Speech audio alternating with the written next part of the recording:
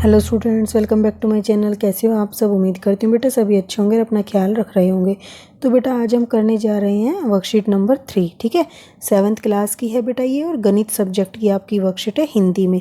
English में बेटा अलग से आएगी, आप वहाँ से चेक कर लेना। और जो आपकी जनरल वर्कशीट है वो मैंने अपलोड कर दी है, तो आप अलग से मैसेज पूछते हो फिर बेटा, इसलिए मैं आपको बता रही हूँ। ओके, तो इसमें बेटा जो हमारे आंकड़ों का संगठन है आज हम उसके बारे में जानेंगे। तो चलिए स्टार्ट करते हैं। अब तक हमने जाना कि आंकड़े क्या है, हमने ये जाना था। ठीक है, तथा किसी विशिष्ट जानकारी के लिए आंकड़े क्यों इकट्ठे करते हैं।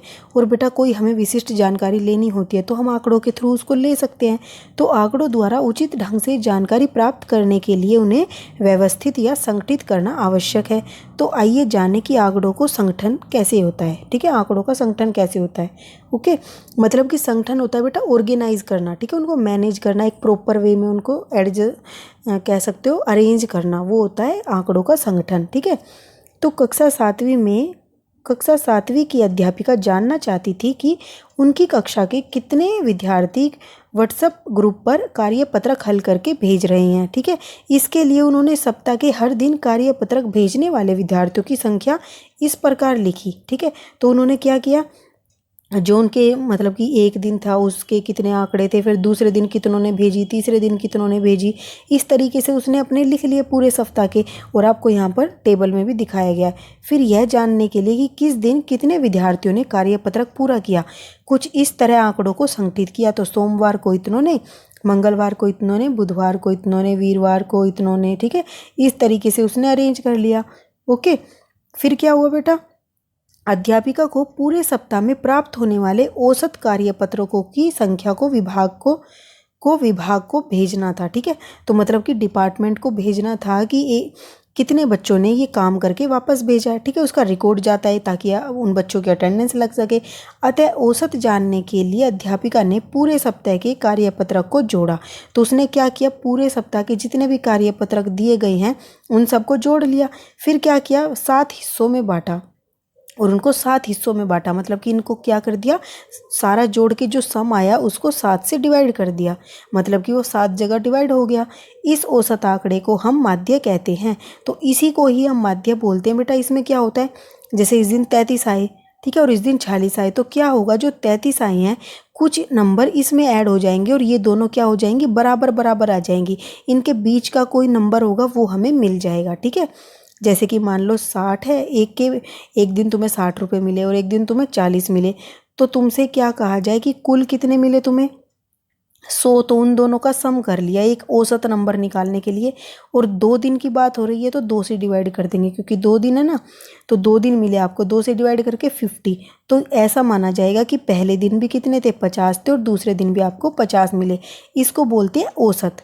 ओके, तो यही वो कर रही थी अध्यापिका। अब क्या हुआ, इससे हमें क्या पता चला कि माध्य जब हमें निकालना, उनके बीच का कोई, जैसे बोल देते ना, तुमसे कोई टेस्ट लेना हो या तुम्हें कोई कुछ काम देना हो, तो कोई बच्चा कुछ बोलेगा, कोई बच्चा कुछ बोलेगा, तो फिर टीचर क्या करती है, कोई भी एक बीच का समय तुम्हें बता देती है ताकि थोड़ा सा वो एडजस्ट कर ले और थोड़ा सा दूसरे वाले एडजस्ट कर ले, और हमें क्या मिल जाए, वो बीच का टाइम मिल जाए जिस पर सारा काम हमारा अच्छे से हो जाए, वही माध्य कहलाता है। ठीक है, तो माध्य का मतलब क्या हो गया, सभी का योग कर लेते हैं और फिर उससे हम कोई एक बीच वाली वैल्यू निकाल लेते हैं।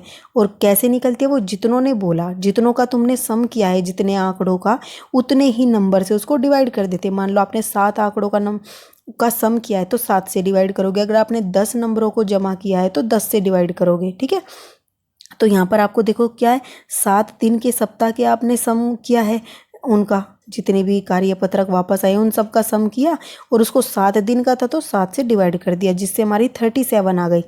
तो मतलब अब हर सप्ताह, हर हफ्ते की 37 मानी जाएगी औसत। ठीक है, अगर अध्यापिका यह जानना चाहती है, अब यहाँ पर बेटा क्या है, एक और बात इंटरेस्टिंग, अगर अध्यापिका यह जानना चाहती है कि वह अगले सप्ताह के लिए अधिक से अधिक कितनी फोटोग्राफी कराए कि लगभग सभी विद्यार्थियों को कार्यपत्रक मिल सके, तो वह 46 होगा। तो बेटा अब ये 46 कैसे हुआ, क्योंकि अब यहाँ पर क्या है, हर हफ्ते, जैसे तुम्हें भी पता होगा, तुम्हें तो क्या बेटा, कुछ बच्चे जो लेने जाते हैं स्कूल वगैरह में वर्कशीट, तो उनको क्या होता है, देनी होती है। तो किसी दिन तो कितने बच्चे आते हैं और किसी दिन कितने, तो यहीं से ही पता लगाओ बेटा कि यहाँ पर मान लो 33 आए, यहाँ पर 35 आए, और यहाँ पर 46 आए, ठीक है। फिर 29 आए एक दिन, फिर 46 आए, फिर 32 और 38। तो तुम यहाँ पर एक चीज़ नोटिस कर रहे होंगे कि जो 46 है वो क्या हो रहा है, 2 बार रिपीट हो रहा है। मतलब कि ज़्यादातर बच्चे कितने आते हैं, 46 के अराउंड बच्चे आते हैं, क्योंकि सबसे अधिक बार आने वाला आंकड़ा क्या है, 46 है। तो यह बहुलक माना जाएगा। बहुलक माने बहु से ही पता चल रहा है बेटा कि बहुत बार रिपीट हो रही है कोई चीज़, ठीक है। तो बहुलक कहलाता है ये। तो यहाँ पर 46 2 बार आया है और कोई नंबर 2 बार रिपीट नहीं हुआ, तो इसलिए ये बहुलक हो गया। अगर कोई यहाँ पर इनमें से कोई 3 बार रिपीट हो जाता तो वो बहुलक माना जाता, ठीक है। तो बहुलक पता चला आपको और माध्य पता चला। अब जानते बेटा माध्यक। तो यह जानना, अगर यह जानना हो कि कौन से 3 दिन 35 से कम और कौन से 3 दिन 35 से अधिक विद्यार्थियों ने कार्यपत्रक लौटाए, तो उसके लिए आंकड़ों को बढ़ते या घटते क्रम में लिखते हैं तथा जो आंकड़ा बीच में आता है उसे माध्यक कहते हैं, ठीक है। मतलब कि अब हमें यह जानना हो कि कौन से 3 दिन से कम और कौन से 3 दिन 35 से अधिक विद्यार्थियों ने कार्यपत्रक भेजा। तो हमें ये कैसे पता चलेगा कि कौन से 3 दिन जो है कम कार्यपत्रक आए और कौन से 3 दिन अधिक कार्यपत्रक आए, क्योंकि 3 दिन की बात क्यों हो रही है बेटा, टोटल कितने थे, 7 थे। तो 3 इधर और 3 इधर और बीच में जो है 7, यानी कि जो इससे इधर वाले होंगे वो तो क्या है, कम है, और जो इससे इधर वाले हैं वो ज़्यादा है उनका आंकड़ा, ठीक है। तो हम इस तरीके से उनको अरेंज करते हैं कि या तो घटते क्रम में कर लेंगे या बढ़ते क्रम में कर लेंगे, वो कैसे भी करें, ठीक है, बात एक ही रहेगी। क्योंकि जो बीच वाला नंबर है वो तो यही रहेगा। मान लो तुम बढ़ते हुए क्रम में लिख लो, सबसे पहले छोटा छोटा, तो जो चौथे नंबर पर यहाँ आई होगी वैल्यू 3 इधर है और 3 इधर है। अगर आप यहाँ बढ़ते क्रम में लिखोगे तो इधर वाले नंबर इधर ही रहेंगे और इधर वाले इधर ही रहेंगे, ठीक है। बस क्या होगा, जो ज़्यादा वाले थे वो इधर आ जाएंगे और कम वाले इधर। इसमें क्या था, कम वाले इधर थे और ज़्यादा वाले इधर थे। लेकिन जो बीच वाला नंबर है वो वहीं के वहीं पर रहेगा। तो हम घटते बढ़ते किसी भी क्रम में लिख सकते हैं, और जो बीच का नंबर आएगा उसको हम बोल देते हैं माध्यक। यानी कि वो ऐसा माध्यक है जिसके इधर वाले नंबर तो कम है और उधर वाले नंबर ज़्यादा हैं, ठीक है। तो उसको क्या बोला जाता है, माध्यक बोला जाता है। यदि आंकड़ों की संख्या हो सम तो बीच के दोनों आंकड़ों का औसत माध्यक कहलाता है। अब देखो बेटा यहाँ पर कितने थे, 7 थे, 1 2 3 4 5 6 7 थे। तो हमने 3 इधर के छोड़ दिए, 3 इधर के, तो बीच वाला जो था वो माध्यक कहलाए। लेकिन अगर हम बोल दे, लेकिन बेटा अगर हम बोल दे कि यहाँ पर कितने हैं, 8 है, ठीक है, ये हमने 8 बना दिए। अब हमें माध्यक निकालना, तो हम क्या करेंगे, देखो 3 इधर के छोड़ दिए, 3 इधर के छोड़ दिए। अब हम ऐसा तो कर नहीं सकते कि 4 इधर छोड़ेंगे, हमें दोनों साइड बराबर छोड़ना पड़ेगा। तो हम क्या करेंगे, 3 इधर छोड़ दिए, 3 इधर, जो बीच के 2 रह गए उन दोनों को सम कर लेंगे, ठीक है। मान लो यहाँ पर 2 है और ये 4 है, तो 2 + 4 किया और इसको 2 से डिवाइड कर दिया, क्योंकि 2 नंबर थे। माध्य निकालेंगे एक किस्म से इसका दोबारा से, तो 6/2 यानी कि 3 इसका माध्यक आ गया। माध्य निकाला है, माध्य से जो वैल्यू आई है वो माध्यक कहलाएगी, ठीक है। इस तरीके से निकालते। अब तुम्हें पता चल गया माध्य क्या होता है, जितने भी नंबर या आंकड़े दिए गए हैं उन सभी का सम कर लो और जितने हैं वो उनसे उसको डिवाइड कर दो, ठीक है। फिर माध्य क्या नाम है, उसके बाद बहुलक पढ़ा था, जो बहुत बार रिपीट हो रहा हो तो वो बहुलक हो जाता है, ठीक है। फिर माध्यक पढ़ा, माध्यक क्या होता है, जितने भी नंबर थे उनको घटते या बढ़ते क्रम में अरेंज कर लो, उसके बाद उसके बीच में जो नंबर होगा उसके इधर भी बराबर संख्या होनी चाहिए, उधर भी उतने ही नंबर होने चाहिए। मान लो आपके पास 10 हैं तो 4 इधर छोड़ोगे, 4 इधर, बीच के जो 2 नंबर होंगे उन दोनों का माध्य निकाल लोगे तो वो आपका माध्यक बन जाएगा, ठीक है। अब देखो बेटा अभ्यास करते हैं। फर्स्ट क्या है, बताइए कि निम्नलिखित कथन सत्य है या असत्य। बहुलक आंकड़ों में से सदैव एक संख्या होती है। तो बेटा जो बहुलक हम लेते हैं वो क्या होता है, जो हमें आंकड़े दिए गए हैं उसमें से ही कोई एक संख्या होती है ना। जैसे कि 46 था हमारा, ऊपर बहुलक आया था ना, वो 2 बार रिपीट हो रहा था, तो ये ऐसी संख्या थी जो हमें आंकड़े दिए गए उनमें से ही थी, ठीक है, उसमें ये संख्या थी, तो ये बात सही हो गई। उसके बाद माध्य दिए गए आंकड़ों में से एक संख्या होती है।